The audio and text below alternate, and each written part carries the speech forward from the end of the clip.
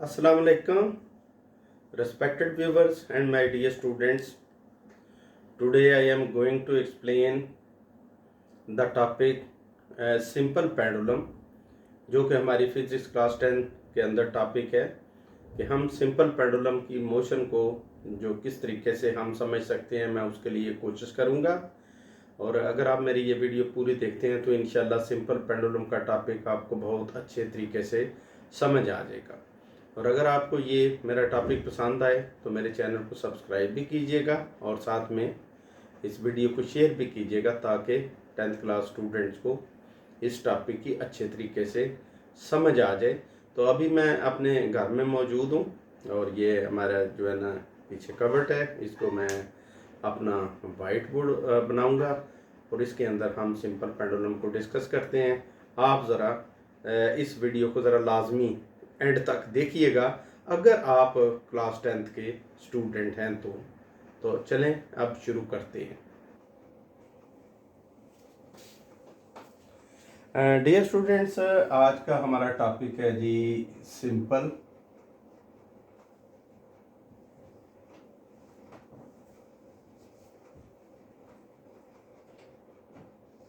Pendulum. Simple pendulum के अंदर for example ये ऊपर हमारे कोई स्पोर्ट है, वहाँ से हमने एक जो है ना स्ट्रिंग जो वेटलेस या मतलब जो है ना बहुत ही लाइट सी स्ट्रिंग है।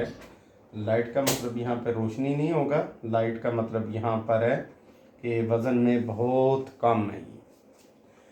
तो अगर ये हमारे पास लाइट वेट स्ट्रिंग हो और ये ऊपर अटैच है फ्रिक्शनलेस सपोर्ट के साथ कि इसमें रगड़ वगैरह का कोई सिचुएशन ना हो, तो इसके बाद यहाँ पर हम एक हुक सी होती है और एक मेटल का बाल होता है जिसको हम मेटेलिक बाल कहते हैं, वो अटैच होता है। तो ये एक सिंपल पेंडुलम जो है वो आपके सामने दिखाया गया है। अब अगर हम इस सिंपल पेंडुलम को यहाँ पर ऑब्जर्व करें कि यहाँ पर अगर ये रुका हुआ है तो आपको पता है कि ये अपनी जगह से मूव नहीं करेगा, बिल्कुल ऐसे ही कि जैसे झूला जो है ना उसके ऊपर कोई झूला ना ले रहा हो तो वो अपने ये पोजीशन के ऊपर रुका होता है। ये पोजीशन जो है इसकी कहलाती है इक्विलिब्रियम पोजीशन या मीन पोजीशन कह सकते हैं। इस जगह पे ये पेंडुलम जो है ये मेटेलिक बाब ये अपनी जगह पे इधर रुका रहेगा। यहाँ पर रुकने की जो लॉजिक है उसको हम ये डिस्क्राइब कर सकते हैं कि सिंपल पेंडुलम ये जो है इसका बाल, इसका वेट यहाँ पर डाउनवर्ड एक्ट करता है और वेट चूँकि W is equal to mg होता है तो mg is the weight which is acting directly downward while ये जो स्ट्रिंग लगी हुई है साथ में ये ऊपर की तरफ टेंशन प्रोवाइड करती है। तो इस सिचुएशन के अंदर जो है ना बोथ द फोर्सेस टेंशन और ये वेट जो डाउनवर्ड एक्ट कर रहे हैं, both the forces are equal in magnitude and opposite in direction, so they cancel the effect of each other. अब cancel the effect of each other को अगर confirm को पूछे स्टूडेंट के भाई कैसे कैंसिल, तो बात यह है कि इस सिचुएशन में जब ये मेटेलिक बाब जो है इस पोजीशन पे है तो ना ही आहिस्ता आहिस्ता ऊपर जा रहा है। अगर यहाँ से ऊपर जा रहा हो तो it means T is greater than mg, और अगर ये जो मेटेलिक बाब जो है डाउनवर्ड मूव करे then mg is greater than T। तो चूंकि ये दोनों चीज़ें नहीं हो रही तो it means both the forces are equal in magnitude and opposite in direction, so they cancel the effect of each other. Now dear students, अगर हम यहाँ से इस बाल को ये पकड़ के हम थोड़ा सा इस पोजीशन में लाते हैं, इस जगह पे मैं लेके आता हूँ इसको, तो ये जो मेन पोजीशन होती है ये सेंट्रल पोजीशन जो है इसको O पोजीशन कहते हैं, मीन पोजीशन। अब अगर मेटेलिक बाल को ये हम इस साइड पे लेकर आते हैं थोड़ा सा, तो अगर इस जगह पे हो बाल जो है तो ऐसी सिचुएशन के अंदर ये बाल वैसे तो ये मेटालिक बाब होता है, मैं इसको बाल लफ्ज़ जो है ना कहूँगा। तो अगर हम यहाँ से इसको इधर लेके आते हैं तो ये जो मीन पोजीशन से इसका जो डिस्टेंस होता है उसको हम x से डिनोट करते हैं, और ये x जो है ना that is called displacement. Displacement for example अगर यहाँ से ले यहाँ तक ये डिस्टेंस 10 सेंटीमीटर हो तो हम इसको डिस्प्लेसमेंट कहेंगे। तो इस जगह पे अगर हम देखें कि इस मेटालिक बाब को यहाँ से छोड़ें तो आपसे सवाल ये बनता है कि क्या ये मेटालिक बाब इधर रुका रहेगा या नहीं रुका रहेगा। तो जाहिर सी बात है कि आप सब कहेंगे जी वाकई इस जगह पे तो ये रुक नहीं सकता, ये ज़रूर जो है ना डाउनवर्ड मूव करेगा टुवर्ड्स मीन पोजीशन। लेकिन उसकी लॉजिक जो है अगर उसको समझना हो कि ये इस जगह पे रुकेगा क्यों नहीं, तो उसके लिए ये है कि सिंपल सा आप ये कंसीडर कर लें कि मेटालिक बाब जो है इसका वेट तो एक्ट कर रहा है डाउनवर्ड बिकॉज ग्रेविटी एक्ट्स, और ये डाउनवर्ड एक्ट करेगा। अब इसके ऊपर दो फोर्सेस लग रही हैं मेटालिक बाब के ऊपर। A1 is the downward and that is mg, while the other force which is acting along the stream and that is T। और यहाँ पर इसके रुकने की सिर्फ वजह यही है कि ये दो फोर्सेस हैं, एक T और mg, these are not opposite to each other। बिल्कुल ये 180 का एंगल इनके दरमियान में नहीं बन रहा। तो अगर इनके दरमियान में 180 का एंगल ना बने तो ऐसी दो फोर्सेस ऐसा हो ही नहीं सकता कि वो एक दूसरे का इफेक्ट कैंसिल कर सकें। तो इसको हम मज़ीद समझने के लिए हम ये समझते हैं कि ये इसका ऊपर इस पोजीशन से इस पोजीशन तक एंगल जो है कोई भी 30, 40 या 20 है। तो अगर ये एंगल थीटा है तो यहाँ पर हम देखते हैं कि हम mg जो फोर्स है main, we resolve this force into two rectangular components. First of all तो एक आप लाइन ड्रा करें जो बिल्कुल अपोजिट टू टी हो, जैसे ये ड्रा की। फिर जो ये फोर्स mg है इसके जो है ना एरो जिधर लगा हुआ है वहाँ से ऐसी लाइन उस लाइन के साथ टच कर दें जो एंगल 90 का बनाती हो, और उसके बाद हम ये वाला हिस्सा इसका रिमूव कर देते हैं और हम कहते हैं कि mg ये जो मेन फोर्स है now it is resolved into rectangular components. तो डियर स्टूडेंट्स, रेक्टेंगुलर कंपोनेंट्स जो दो बने हैं उनका नाम तो मैं बाद में लिखता हूँ, लेकिन आप ये देख लें कि ये थीटा है एंगल, तो इधर भी थीटा ही बनेगा। और थीटा के अपोजिट जो कंपोनेंट बनेगा वो फोर्स तो लिखी जाएगी साथ में, वो होगी जी mg, और साथ में थीटा के अपोजिट जो कंपोनेंट होता है वो साइन थीटा होता है, यानी mg साइन थीटा। और ये दूसरा जो कंपोनेंट रह गया था ये वाला, इसको हम कहेंगे mg cos थीटा। अब चूंकि डियर स्टूडेंट्स ये जो मेटालिक बाब है ना t की तरफ मूव कर रहा है ना ये mg cos थीटा की तरफ मूव कर रहा है, and this thing ensures us that both the forces are equal in magnitude but opposite in direction. So in this case these two components cancel the effect of each other. So the only force which is left जो कि बच गई है वो हमारे पास simple सी ये लिखी हुई है mg sin थीटा, और ये इसकी मतलब जो है ना लेंथ रिप्रेजेंट हो रही है और ये इसका नाम है mg sin थीटा।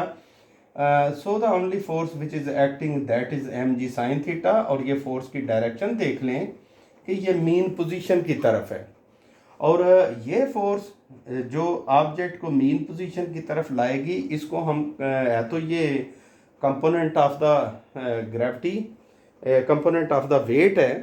तो एक तो हम ये कहेंगे कि this force is the component of weight mg, और दूसरा हम इसके लिए एक और टर्म इस्तेमाल करते हैं that is restoring force.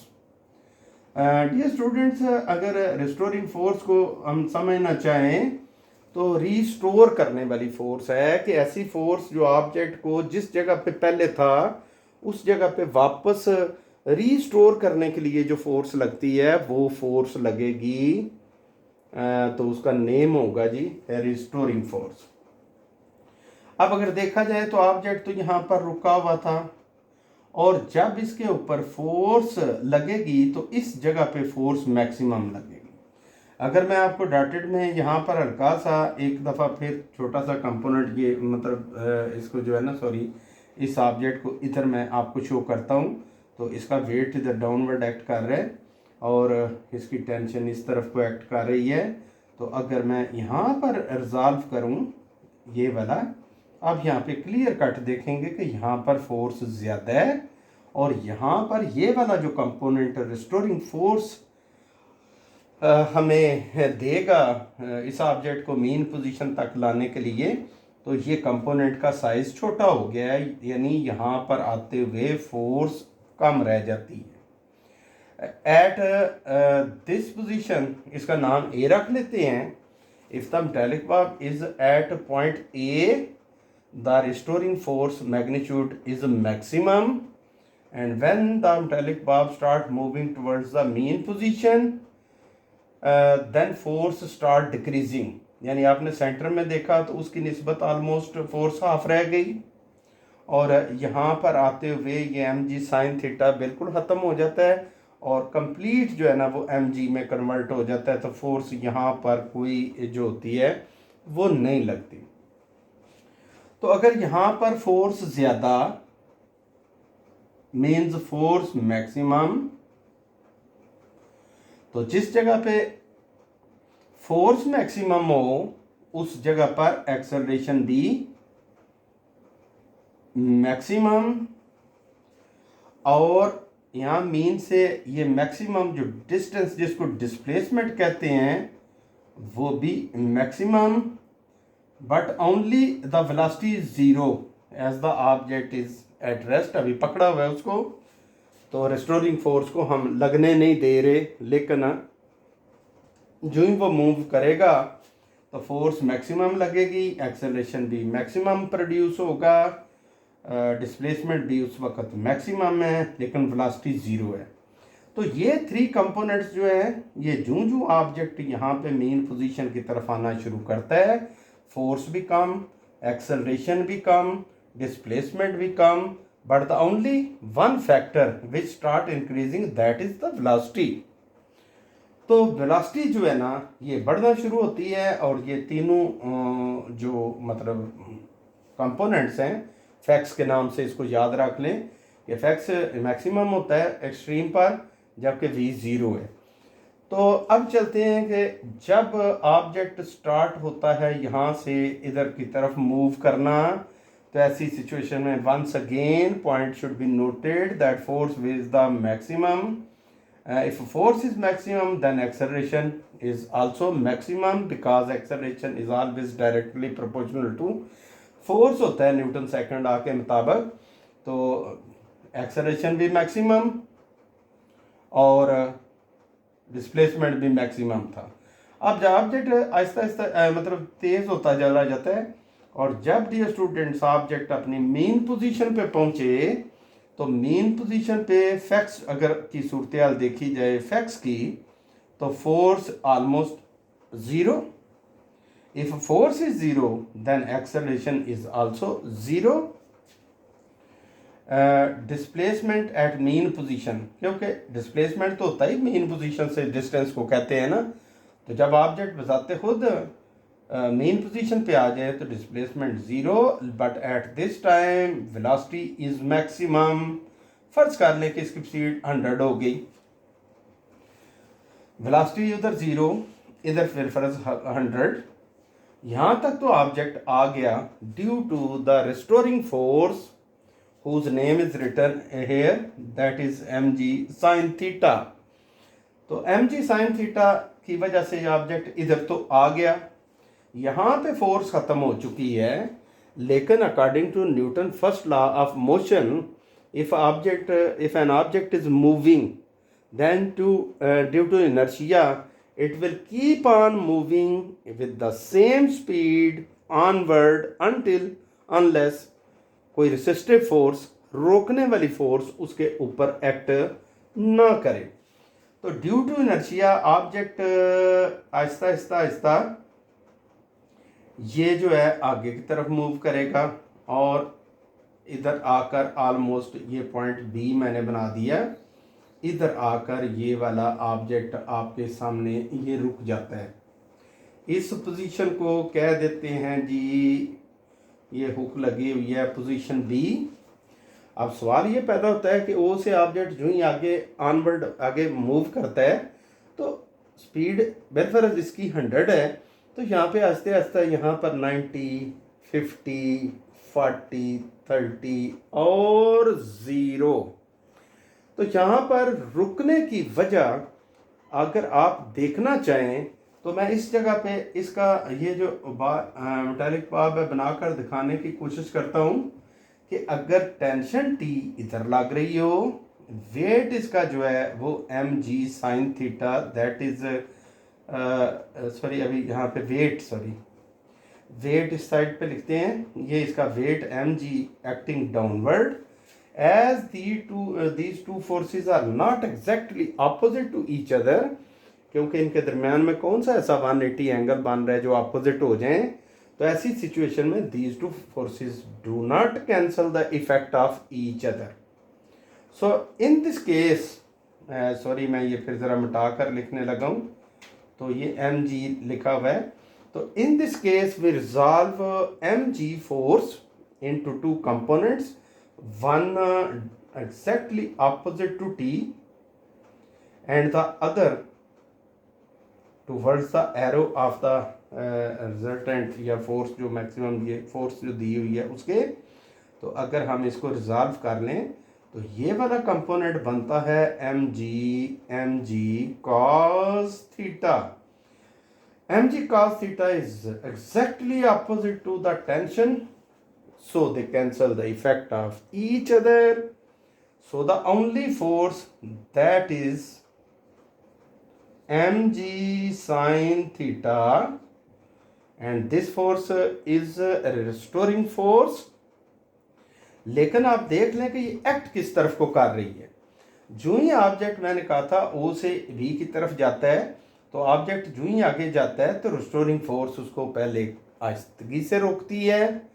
Object थोड़ा आगे जाता है तो रीजनेबल रिस्टोरिंग फोर्स जो है अपोज करना शुरू करती है, और इस तरीके से रिस्टोरिंग फोर्स की मैग्नीट्यूड बढ़ते बढ़ते इस जगह पर इतनी कुछ ज़्यादा हो जाती है कि वो इनर्शिया के इफ़ेक्ट को ख़त्म कर देती है और ऑब्जेक्ट बी पॉइंट पर रुक जाता है।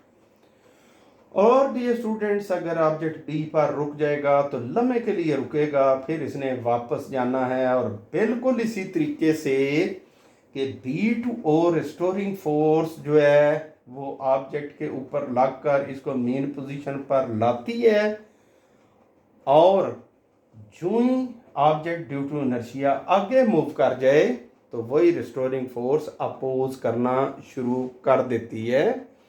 यानी रिस्टोरिंग फोर्स की हतल वसा ये कोशिश होती है कि ऑब्जेक्ट चाहे ए पर हो चाहे बी पर हो उसको मेन पोजीशन की तरफ लाना। तो आप थोड़ा सा इसमें देख लेते हैं, मुझे ये बताएं कि यहाँ पे इधर से इधर तक ये हमारा x है, x इज मैक्सिमम। तो अगर ये वाला हमारा डिस्प्लेसमेंट मैक्सिमम है तो यहाँ पर चीज़ जब चलती है तो ऐसी सिचुएशन में एक्सेलरेशन भी मैक्सिमम होता है। तो अगर मैं इसका रिलेशन आपके सामने लिखना चाहूँ तो मैं लिख सकता हूँ कि acceleration is directly proportional to displacement, और चूंकि यहाँ पर ऑब्जेक्ट जब चलता ए से इधर आएगा तो एक्सेलरेशन इसका मैक्सिमम सिर्फ इस वजह से है कि force be directly proportional to displacement है। चूंकि इस जगह पे ए पर डिस्प्लेसमेंट ज़्यादा है, लिहाजा इस जगह पर इस रिलेशन के मुताबिक इफ डिस्प्लेसमेंट ये जो है ना ये बड़ा है तो फोर्स भी ज़्यादा लग रही है, और जितना ज़्यादा डिस्प्लेसमेंट था सिंपल पेंडुलम का उतना ज़्यादा एक्सेलरेशन भी ज़्यादा था। जो जो ऑब्जेक्ट ए से ओ जाता है डिस्प्लेसमेंट कम होना शुरू हो जाएगा, और अगर डिस्प्लेसमेंट इन दोनों केसेस में कम होगा तो एक्सेलरेशन भी कम होना शुरू हो जाएगा और फोर्स भी कम होना शुरू हो जाएगी। अब इसमें जो हम देखते हैं कि सिंपल पेंडुलम के जब हम केस को स्टडी करते हैं तो हम कहते हैं कि सिंपल पेंडुलम जो है इसकी मोशन जो है ना वो है SHM, सिंपल हार्मोनिक मोशन। अब dear student, simple harmonic motion एक खास करेक्टरिस्टिक्स के साथ ये वाइब्रेटरी मोशन होती है कि जिसके अंदर ये दो इक्वेशंस जो है ना फुलफिल करनी चाहिए। एक तो होना चाहिए कि acceleration directly proportional to displacement, वो मैंने आपको बताया कि इधर फोर्स ज़्यादा होती है एक्सेलरेशन भी ज़्यादा होगा, इधर फोर्स कम है एक्सेलरेशन भी कम होगा, और इधर आके फोर्स भी ज़ीरो एक्सेलरेशन भी ज़ीरो। दोबारा फिर कहता हूँ तीनों चीज़ों को मिला के कि इस पॉइंट पर डिस्प्लेसमेंट भी ज़्यादा है, फोर्स भी ज़्यादा है, एक्सेलरेशन भी ज़्यादा है, लेकिन जो ऑब्जेक्ट इधर आता है तो उसका डिस्प्लेसमेंट भी कम होता है, फोर्स भी कम होती है, एक्सेलरेशन भी कम होता है। तो ये डायरेक्टली प्रोपोर्शनल तो आ जाता है, acceleration is directly proportional to displacement होता है। भाई ये तो पता है कि डिस्प्लेसमेंट जितना ज़्यादा होगा एक्सेलरेशन भी उतना ही ज़्यादा होगा, और डिस्प्लेसमेंट जितना ज़्यादा होगा यानी मीन पोजीशन से एक्सट्रीम पोजीशन का डिस्टेंस, फोर्स भी उसी के हिसाब से होगी। जो डिस्प्लेसमेंट कम होता है तो फोर्स भी कम होती है। ये रिलेशन तो समझ आ गया।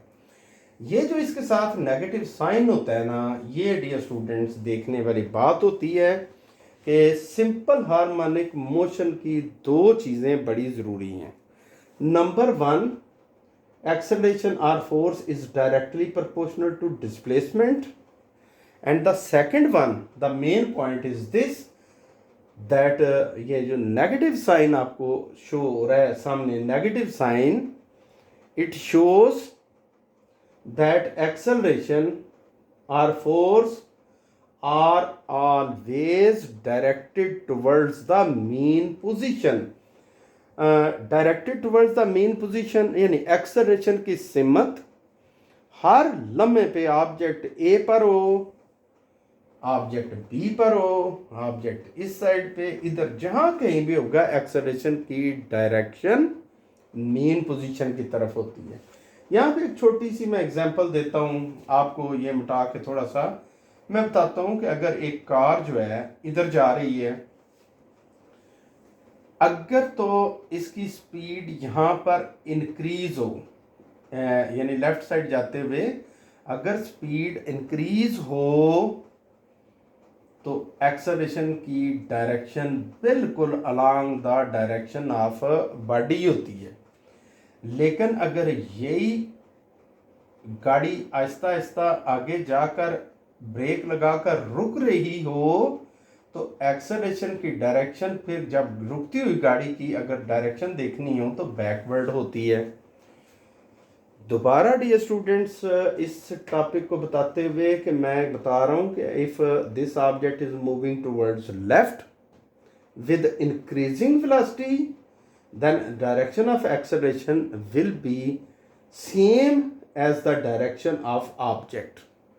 But if this object is decreasing its speed, means brake is being applied, then acceleration will be just opposite to the direction of motion of the body.